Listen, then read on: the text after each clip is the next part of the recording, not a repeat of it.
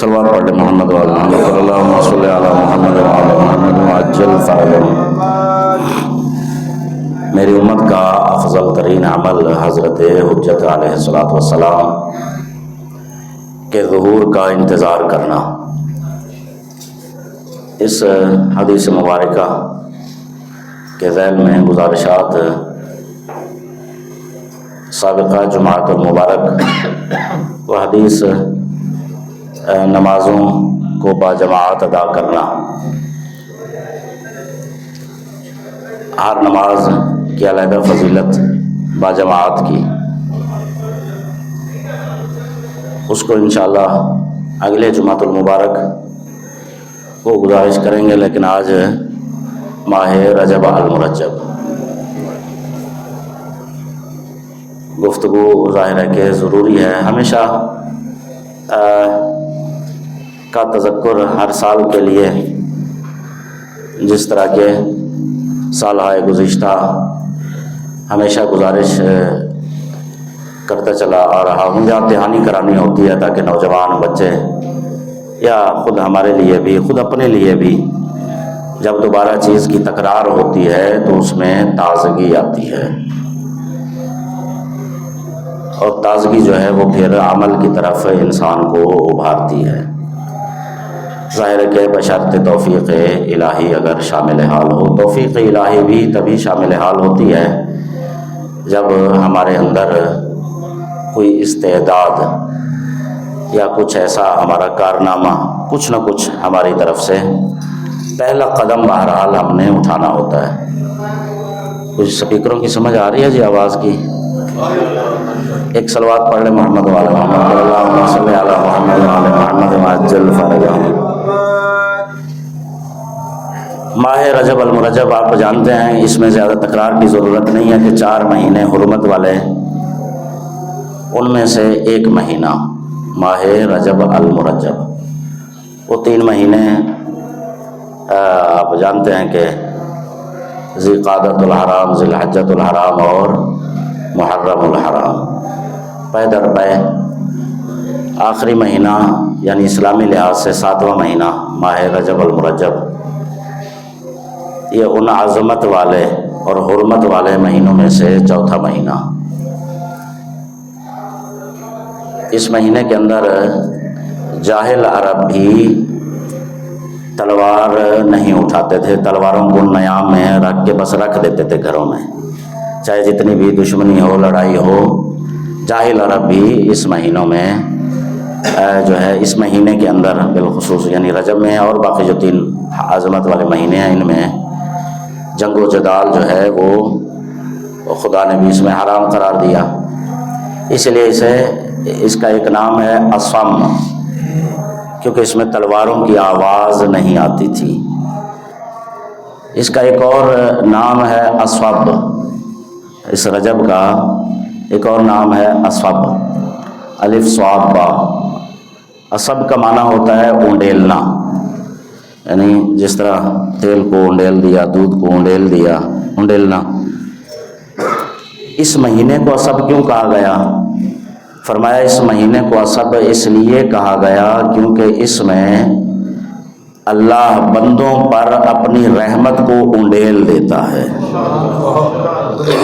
इस महीने के अंदर अल्लाह अपनी रहमत, और अफ़ा की ज़बान में यह है कि साहिबान इरफान फरमाते हैं कि गोया के जिस तरह हम परिंदों को कैच करने के लिए, अपने करीब करने के लिए दाना डालते हैं, इस महीने में अल्लाह ने मुख्तलिफ़ किस्म के दाने डाले हैं हमें अपनी रहमत के साए में लाने के लिए, ताकि ये बंदे हम मेरी रहमत से कुछ ले सकें। यानी देना फिर भी हमें ही चाहता है, वो रहमत ही के पास बुला रहा है, और उसने हमें दाने डाले हैं कि इस महीने में मसलन इस्तिग़फ़ार करो, इस महीने में ये करो। आमाल आगे आएंगे इंशाअल्लाह, अगर वक्त बचा तो, वगरना अगले जुमातुल मुबारक को मुख्तलिफ़ आमाल जो इस महीने से मासूमीन अलैहिस्सलातु वस्सलाम ने मंसूब तालीम फरमाए हैं, दुआएँ हैं, तस्बीहात हैं, मुख्तलिफ़ आमाल। तो खुलासा यह है कि, या इसको सादा लफ्ज़ों में इस तरह भी कहा जा सकता है कि جو کہ عرفا ہی کی زبان سے ہے کہ جو کچھ رمضان المبارک کی شبۂ قدر میں رزق معنوی حاصل کرنا ہوتا ہے، یا خود ماہ مبارک رمضان میں جتنا بھی رزق روحانی حاصل کرنا ہوتا ہے، اس کا آغاز ماہ رجب سے ہوتا ہے۔ یعنی بنیاد ماہ رجب میں رکھی جاتی ہے۔ بالکل آسان لفظوں میں یہ ہوگا کہ بوائی کا مہینہ، یعنی ماہ رجب المرجب جو ہے یہ بیج کاشت کرنے کا مہینہ ہے، بیج لگانے کا مہینہ ہے، اور ماہ شعبان جو ہے اس کو پانی دینے کا مہینہ ہے، اور ماہ رمضان المبارک اس سے جو حاصل فصل ہے اس کو کاٹنے کا مہینہ ہے۔ یعنی یہ 3 مہینے لگاتار، ماہ رجب میں بیج بونا ہے، اور ماہ شعبان میں اسے پانی دے کر بڑا کرنا ہے، اور رمضان المبارک میں فصل پک کر تیار ہو جائے گی جسے ہم نے کاٹ کے حاصل کرنی ہے۔ یعنی جو کچھ ہم حاصل کرنا چاہتے ہیں ماہ مبارک رمضان میں، اس کی کاشت اسی مہینے میں ہوگی، اس کی بنیاد اسی مہینے میں رکھی جائے گی۔ تو اب اتنی فضائل اور فضیلتیں اور اہمیت اس مہینے کی کہ یعنی خود یہ ایک لفظ کافی تھا کہ خود رسول اعظم صلی اللہ علیہ وآلہ وسلم نے فرمایا کہ عظمت اور حرمت میں، منزلت میں اس مہینے کے برابر کوئی مہینہ نہیں ہے، اس مہینے کے ہم پلہ کوئی مہینہ نہیں ہے۔ پھر اس مہینے میں آپ دیکھیں کہ جس کا افتتاحیہ جناب محمد باقر علیہ الصلوۃ والسلام اس مہینے کا، یعنی شہر اللہ، اللہ کا مہینہ ہے، اس کا افتتاحیہ امام محمد باقر علیہ السلام ہے۔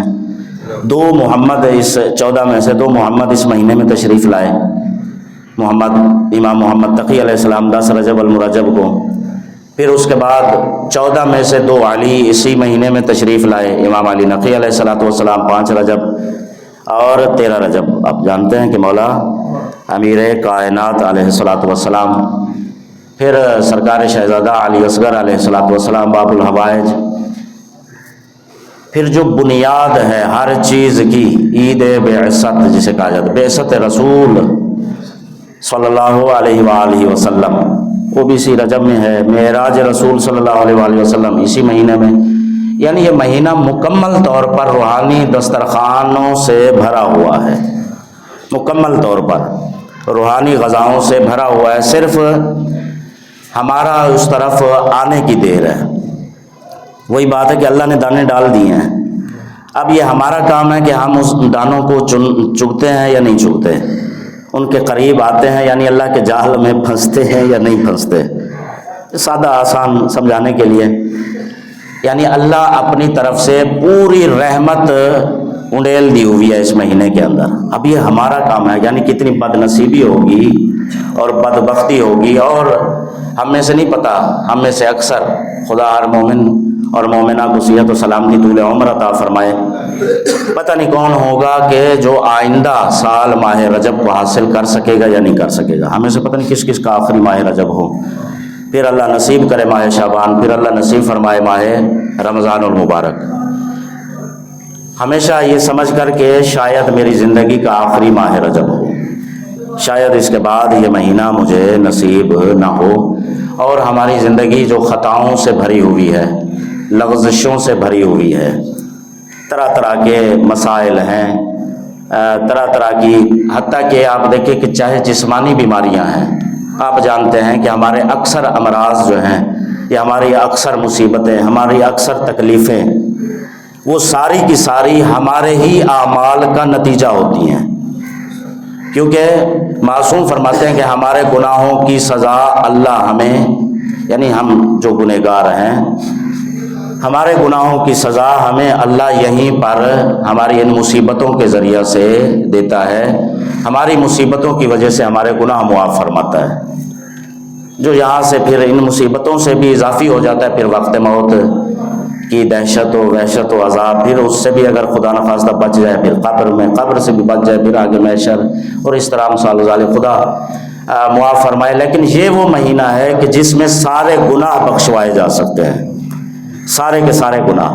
مثلا آپ ایک ایک عمل کا اندازہ کریں، یکم رجب المرجب جو کہ گزر چکی ظاہر ہے، اس کی شب میں روز یکم اور شب یکم زیارت امام حسین علیہ السلام. بس ایک عمل آپ دیکھیں, زیارت امام حسین علیہ السلام, اور یہ 15 رجب کا بھی عمل ہے, زیارت امام حسین علیہ السلام. فرمایا کہ جو بندہ ان تاریخوں میں یہ زیارت پڑھے گا تو اللہ اس کے سارے گناہ معاف فرما کے پاک و طاہر بنا دے گا. وہ زیارت دیکھیں, زیارت بالکل چھوٹی سی زیارت ہے, مفاتیح الجنان وغیرہ میں موجود ہے, بالکل مختصر سی زیارت امام کی جو زیارتیں ہیں ماہ رجب سے مخصوص زیارت, اس کے اندر دیکھیں کہ بالکل مختصر سی زیارت ہے, لیکن اس کا اجر دیکھیں کہ کتنا ہے. رسول اعظم صلی اللہ علیہ وآلہ وسلم نے فرمایا کہ یہ مہینہ میری امت کے لیے استغفار کا مہینہ ہے. کثرت کے ساتھ استغفار اس مہینے میں جتنا زیادہ ہو سکے, کیونکہ ویسے ہی قدرتی ہم پیچھے بیان کرتے چلے آ رہے ہیں کہ بنیاد جو ہے وہ ترک گناہ ہے. اصل چیز ہے اپنے آپ کو آلودگی سے پاک کرنا. آلودگی سے انسان جتنا مرضی اچھا خوب بہترین سفید قسم کا بہترین لباس پہن لے, اگر وہ دوبارہ جا کے گند میں آلودہ ہو جائے تو کیا وہ سفید لباس پہننے کا فائدہ؟ اور اگر سفید نہ بھی ہو, عام سا لباس ہو, لیکن اس کو اگر صاف ستھرا رکھتا ہے, معطر رکھتا ہے, تو وہ اس سفید آلودہ لباس سے کہیں بہتر ہے. اس سفید لباس والے سے ہر صاحب عقل جو ہے وہ پرہیز کرے گا, دور رہے گا. لیکن وہ جو بالکل معمولی سا لباس ہے, اگر سفید بھی نہیں ہے لیکن اس نے بچا کے پاک صاف اور معطر رکھا ہوا ہے, تو وہ ظاہر ہے کہ اس کی قیمت اور شان و شوکت ہوگی. اصل ہے اپنے آپ کو گناہوں سے پاک و صاف کرنا. دیکھیے یہ 90 دن بنتے ہیں, 3 مہینے یعنی 90 دن, رجب, شعبان اور رمضان المبارک, یہ 3 مہینے یعنی 90 دن. یہ 90 دن, اس میں اب مختصر وقت میں یہ گزارش کروں کہ آسان ترین طریقہ, یہ ساری چیزیں کتابوں میں اس طرح نہیں موجود ہوتی ہیں. بہرحال یہ ہے کہ ایک طریقہ ہوتا ہے کہ اس کو ایک اس طریقے سے بیان کیا جائے کہ کسی بھی نوجوان کے لیے, بچے کے لیے اس پر عمل کرنا اور چلنا آسان ہو, سفر کرنا آسان بن جائے.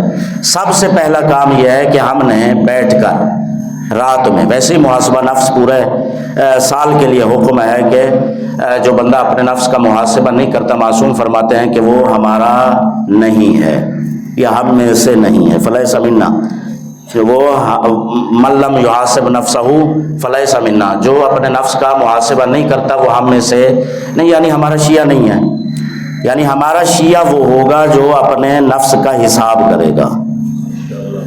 تو سب سے پہلی چیز یہ ہے کہ رات میں سوتے ہوئے, سونے سے پہلے باوضو ہو کر مصلی پہ بیٹھ کے یا بستر پہ ہی بیٹھ کر, اچھا وضو بھی نہیں کر سکے تو بستر پہ ہی تیمم کر لیں, اس سے آسان اور کیا کیا جا سکتا ہے. بستر پہ بیٹھے ہوئے, ٹھنڈا پانی ہے, گیزر نہیں ہے, سب کے پاس تو گیزر نہیں ہے نا, تو اب یہ ہے کہ بہرحال ادھر ہی اپنے لحاف پر, گدے پر تیمم کر لیں.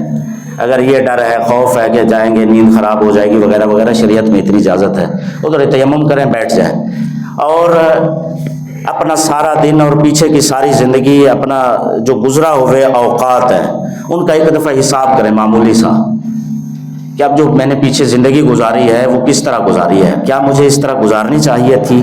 میں علی علیہ السلام کا مرید ہوں, من حیث شیعہ, من حیث مرید امیر المومنین علیہ السلام. جس طرح کے میرے دن روز گزر رہے ہیں, شب و روز گزر رہے ہیں, کیا میری زندگی اس طرح گزرنی چاہیے تھی یا اس کے اور طرح ہونی چاہیے تھی, اس کا پہلو اور ہونا چاہیے تھا میری زندگی کا. ایک دفعہ حساب سرسرا, تھوڑا سا مختصر سا, اگر انسان کو یہ فیصلہ آ جائے, اندر سے یہ فیصلہ آ جائے کہ تو نے صحیح زندگی گزاری ہے تو شکر کرے, بس ٹھیک ہے. اور اگر ظاہر ہے یقینی طور پہ ہم جس طرح کے ہیں, ہم سب اپنے بارے میں جانتے ہیں, تو یقیناً پھر خدا کی بارگاہ میں گزشتہ یہ مہینہ ہی استغفار کا ہے. خدا کی بارگاہ میں خدایا جو گزر چکی اس کی معافی عطا فرما.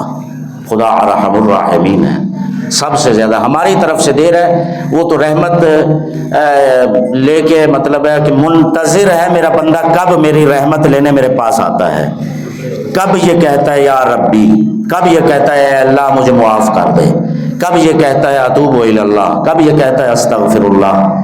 کب یہ میرے پاس آ کر استغفار اور شرمندگی کا اظہار کرے. وہ انتظار میں ہے. اللہ کی رحمت ہمیشہ ہماری منتظر ہے کہ یہ کب میرے پاس آئے اور شرمندگی کا احساس کرے اور میں اسے معاف کر دوں. صرف معاف نہ کروں بلکہ اس کے گناہوں کو نیکیوں میں تبدیل کر دوں. یعنی اتنا ارحم الراحمین جو ہماری سچی استغفار پر ہمارے گناہوں کو نیکیوں میں بدل دیتا ہے، سیئات کو حسنات بنا دیتا ہے. اس میں استغفار سچے دل سے خدا کی بارگاہ میں کر کے اس مہینے کا اور شعبان کا بھی جو مخصوص استغفار ہے، کافی سارے استغفار ہے جو مختصر، سب سے چھوٹا ہے استغفر اللہ و اسألہ التوبہ، اس مہینے کا خاص استغفار ہے. کم از کم 70 دفعہ، البتہ اس سے زیادہ جتنا مرضی ہو سکے، یا اپنے لفظوں میں، کسی بھی لفظوں میں، یا مثلا استغفر اللہ الذی لا الہ الا ھو وحدہ لا شریک لہ واتوب الیہ. معصوم فرماتے ہیں جو بندہ یہ استغفار 100 دفعہ کرے گا اللہ اپنی ساری رحمت و مغفرت اسے عطا فرما دے گا. اور جو بندہ 400 دفعہ یہ استغفار کرے گا اللہ اسے 400 شہیدوں کا ثواب عطا فرمائے گا. اور اس کے علاوہ اور کافی سارے تو مختصر خالی استغفر اللہ یعنی اصل لفظ نہیں ہے. یہ بھی یاد رکھیں اصل استغفار میں لفظ نہیں ہے، اصل ہے دل کی ندامت، دل کا نادم. زبان سے استغفر اللہ استغفر اللہ استغفر اللہ، ذہن میں سوچ رہا ہوں صبح کسے چونا لگانا ہے جا کے مثلا، تو وہ کیا استغفار ہے؟ وہ تو مذاق ہے، اپنے ساتھ بھی اللہ کے ساتھ بھی.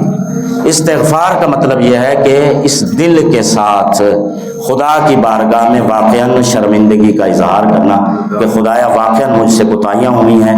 آئندہ وقت ظاہر ہے کہ تمام وہ ساری چیزیں انشاءاللہ اگلے جمعۃ المبارک کو صحیح. تو یہ ہے کہ استغفار، بس اس جمعہ کو آپ یہی سمجھ لیں کہ کثرت استغفار، گزشتہ کوتاہیوں سے ہم نے معافی مانگنی ہے اور تہیہ کرنا ہے کہ کسی گناہ کے نزدیک انشاءاللہ نہیں جانا. خدایا توفیق عطا فرما آئندہ میرے اندر یہ جو مختلف قسم کی برائیاں اور کوتاہیاں پائی جاتی ہیں آئندہ میں ان گناہوں کا ارتکاب تیری توفیق کے ساتھ انشاءاللہ نہیں کروں گا. مجھے بس معافی اور اپنی رحمت عطا فرما. خدا اس ماہ رجب المرجب کا صدقہ اور اس میں آنے والی ہستیوں کا صدقہ اپنی رحمت واسعہ سے ہماری مغفرت فرمائے اور ہمیں ماہ شعبان اور رمضان المبارک کے لائق بنائے.